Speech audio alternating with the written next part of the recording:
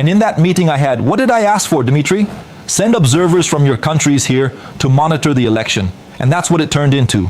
Don't worry about my camera here. So if I make an attack here No, on the don't attack voting the polling machines station. Let's take it based easy. on Don't attack the something polling that station. isn't true, the information you brought to the diplomats was to claim that the Brazilian voting machines are supplied by a company that also provides machines to Venezuela, which is a lie. The TSE, presided over by a minister appointed by your father, denies this information and says it's fake news. Entre agora no site smartmatic.com. Type it in, search on Google, smartmatic.com. There's a statement from the company itself that's publicly available on the internet. I may have been wrong about them providing the voting machines, but they took part in the whole process. The TSE, they conducted training, staff training. They conducted staff training, they gave guidance. I'm not like that. Use any system you want. With the difficulty, if technology advances, if even those who commit crimes are improving their techniques to steal from others, to hack into systems, I'm simply asking the TSE for greater security and transparency. I'm not criticizing the voting machines, as that wouldn't be ethical. Explaining that, I requested more security and transparency, but they're twisting my words to say I'm against voting machines, which makes no sense. More transparency in a system that's already considered transparent and secure. And auditable. By whom? And auditable. By whom? And the same system that elected President Lula in the last election elected yours in 2018. He has and it already elected given me his several times. That's why I'm saying that I will accept, I will run with these rules, I will run with these rules. Smartmatic never produced a voting machine. It was produced by a company from Curitiba. That's what I just said, right? And the other companies that produced before it are two American companies. American, one of them, Unisys. It was never another company. And under the management of the Brazilian justice system, I just said... I was wrong about that part, okay? It wasn't that produced it, but it took part in the process. That's all I'm asking. That's it. What's so hard about putting a security layer in place and being more transparent? But the election that elected you, do you doubt the votes you received? The votes that Tarcísio received? The votes that Romeu Zema received? The votes that Jorginho Melo received? I'm certain I got those votes. Yes. Now, why can't we investigate? For example, why can't we go deeper? Yes, but you accept the election results. I've already said it here again. I'll accept it again. I'll run with these rules. Because I'm sure. And that in the vote, we're going to win the election. Because the people out on the streets are hurting. Leave Chile out of this. 2 points, Rabio. There are many, right? Many. One that impressed me a lot in the last few weeks. Now there was the Brazilian government's refusal to grant visas to 2 official American representatives who were coming exactly to discuss the electoral system, freedom of expression, religious freedom, voting machines, etc. If you become president of the republic, the argument is as follows: we don't trust these people. The Trump administration is not our friend.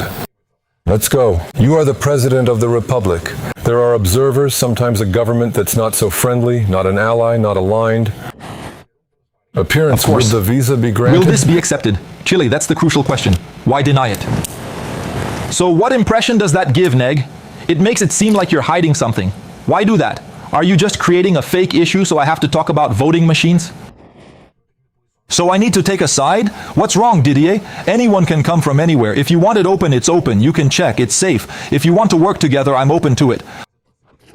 I have my second one. I plan to make a blog video on Monday. Do you think it was a mistake? I know it's hard to answer like this, but I think it's important to clear up some things in Brazil, right? Do you think it was a mistake that former President Bolsonaro didn't complete the transition, didn't hand over the sash? To have been there that week? There are certain rituals in democracy, right? How would you position yourself? Sometimes you present yourself as the more moderate Bolsonaro, right? There was a mistake would you get there. the vaccine? Let's go. Was there a mistake here? Would you do anything differently? Look, the transition from Bolsonaro's government to the current government is the biggest proof that he never tried to stage a coup. The peaceful transition. Ask the ministers who took office if they had any trouble with President Bolsonaro's ministers handing over the information. To make the transition for the work of the next elected government, President Bolsonaro appointed the Army commander and the Air Force commander, both of whom were nominated by Lula while Bolsonaro was still in office. President Bolsonaro canceled a planned truck drivers' protest to block highways, saying this isn't our way and that such actions are methods of the left, not the right. On December 29, 2022, Bolsonaro did another live stream to say again, it's not all or nothing. Life goes on after January 1st. So we can't vandalize public property like the left does. We're not like that. So that was a peaceful transition. Imagine being in his position. Does anyone here really think Brazil's Superior Electoral Court was fully impartial in the 2022 elections with Alexandre de Moraes as its president? He tipped the electoral race. That's what caused indignation in many people. And President Bolsonaro has no obligation whatsoever to hand over the sash to the president. Obviously, it's a tradition for the president to pass the sash to another, but this wasn't an election.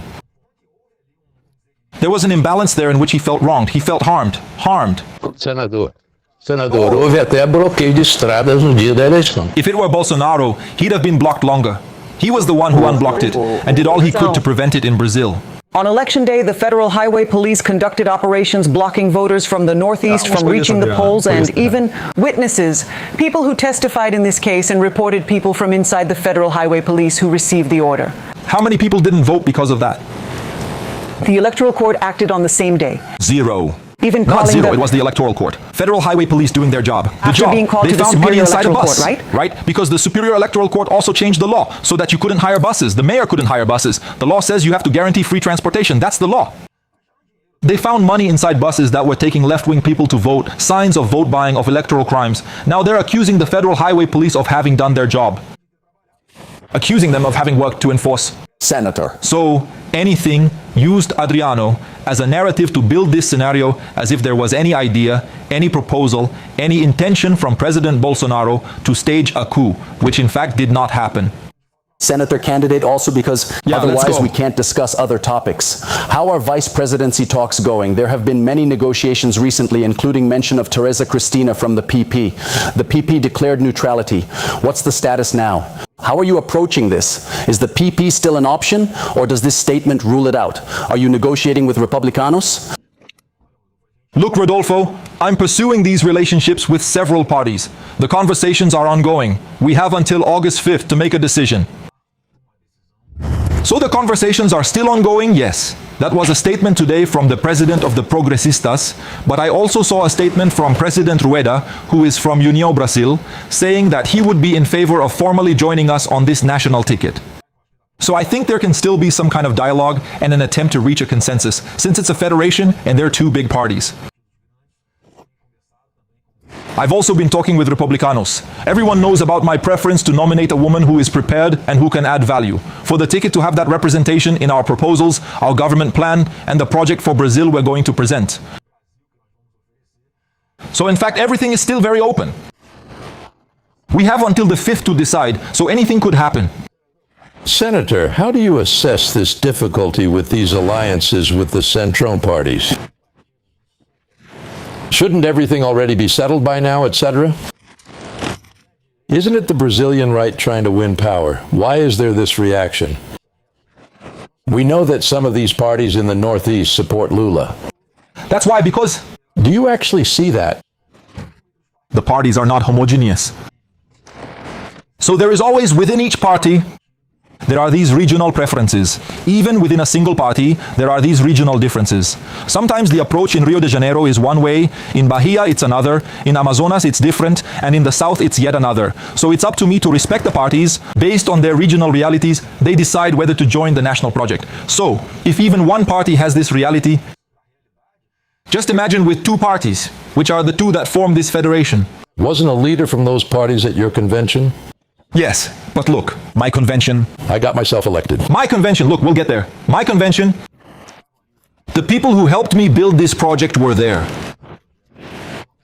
A convention that was packed with people, the most important ones, who are those anonymous people, even volunteers, who go there to support us.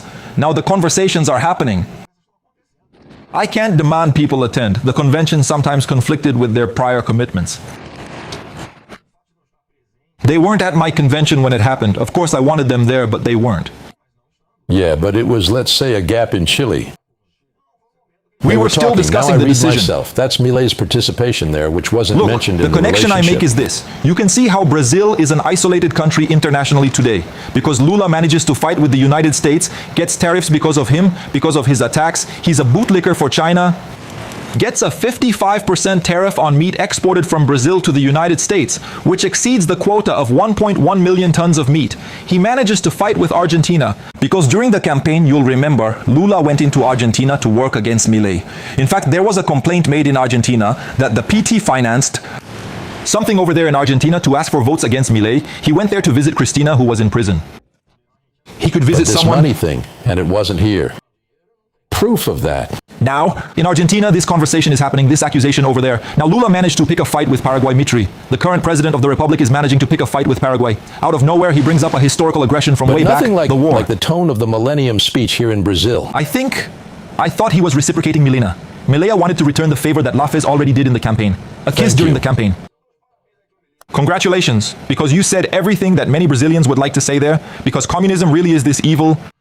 The consequences it brings to any place it passes through, its misery, its violence, its persecution, its hunger, its everything, hopelessness, lack of jobs, driving away investors. He just gave a speech without criticizing Brazil.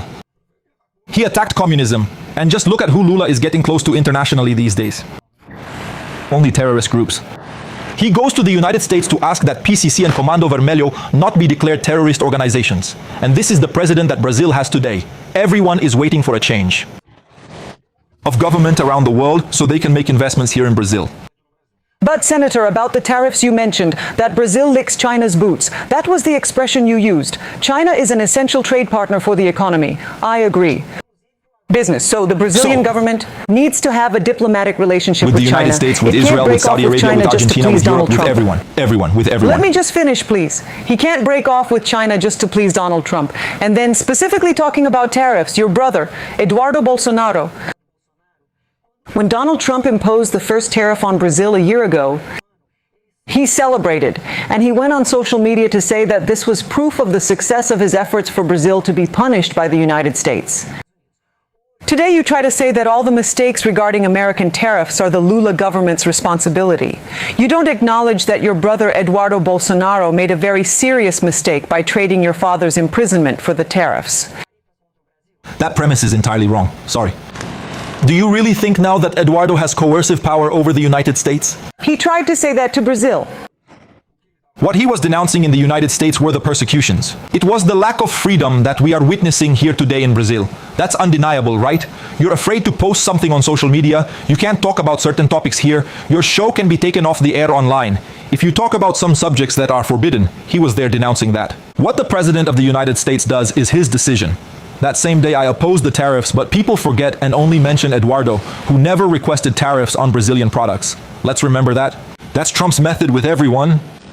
Even with countries that are closer and more allied to them. Now, look at Lula's incompetence. Instead of negotiating, he insults the United States. He insults the American government. There were more than 62 attacks in 3.5 years in office that Lula made against the United States or the American government. Is this how someone truly interested in serious negotiations acts? And why, in your letter to the Americans, to the American government, do you ask to leave this matter for later? I didn't ask to stop doing the homework. As if it were like tariff. No. I'm trying. We have to understand, Adriano, come on. What is the tool? What works in the mind of the person we're trying to negotiate with? What strengths do we have when negotiating with someone? You measure. If the President of the United States is someone who can be sensitive to a change of government that could happen in 2 months, why can't I say, look, if Flávio Bolsonaro is the President of Brazil, you won't need to put tariffs on the table to negotiate because we're going to have a serious negotiation. We will make the biggest trade deals in our country's history, choosing what's best for Brazil and America to reach consensus. That's what I wrote in the letter. Because Brazil is being sanctioned because of the lack of skill of the current government and because of its provocations. Lula drew a penalty, he looked for it. He asked for this tariff exactly because he believed it would bring him some electoral benefit. You could do municipal hospitals in Salvador in a day and a half. The debt that Brazil has to pay because of the spendthrift government, you could build the Salvador Itaparica Bridge. In a day and a half, you could do another water diversion in San Francisco. So let's save money. How do we save? The biggest social program that exists to give back purchasing power to the Brazilian people, Mitri, is to organize the accounts so you can reduce the strain. And that's where the question is. How? Where in the budget do you act? Cutting expenses. Today, that's my struggle. We have several ways to cut expenses. Fighting corruption was a commercial example. The government should be lean. Today, Brazil has 39 ministries. We can drastically reduce that number of ministries. The Bolsonaro government, one of its first acts, Adriana, was to cut 20,000 patronage positions. Do you know how many patronage positions the Lula government has already created? 22,000 patronage positions. It's a government that uses the machinery of the state to give jobs to its cronies. to siphon off public money. We have 730,000 federal properties. It's on the federal balance sheet. More than 1.7 trillion of properties, but we started doing it. We're going to take this, we're going to create a fund. So these properties can be managed. Isso não resolve, porque nós estamos falando de fluxo. If I can't do it, how will I get there? Não, por favor. There are several ways. There's no magic formula, my friend. You know that. So, there are several things. Cutting red tape. The number of regulations and pointless administrative directives that force companies to spend money on lawyers and accountants. There are a number of things that we will be able to streamline with this government. We will use artificial intelligence to manage our administration. It will be a modern government, a streamlined government. Then, for you to start a business, Adriana, in some places it takes you 10 years to get authorization to build a hotel, a resort, to create jobs. We have the equatorial margin.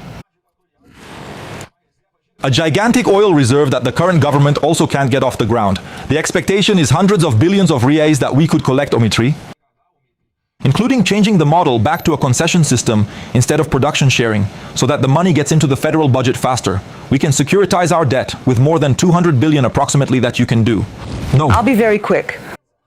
At this point, at the launch of your candidacy, Michelle appeared in a video and your father appeared in an AI-generated video. In that text, the AI-generated Jair Bolsonaro said, "He named you, he nominated you, he said you are the heir of Bolsonarism, blood of my blood." Including using that expression, and people close to Michelle say that she was treated as a non-Bolsonaro and that was a reason for her resentment. That's the point I wanted to ask you about. And to keep using your father through artificial intelligence, and because in the campaign the law prohibits that. You see, no, it doesn't prohibit it. You see how President Bolsonaro is a respected leader, someone who inspires hope in millions of Brazilians, and that's why he's censored and silenced, right? If an AI-generated version already causes this much apprehension in the system, just imagine if President Bolsonaro were here in person defending Brazil with us.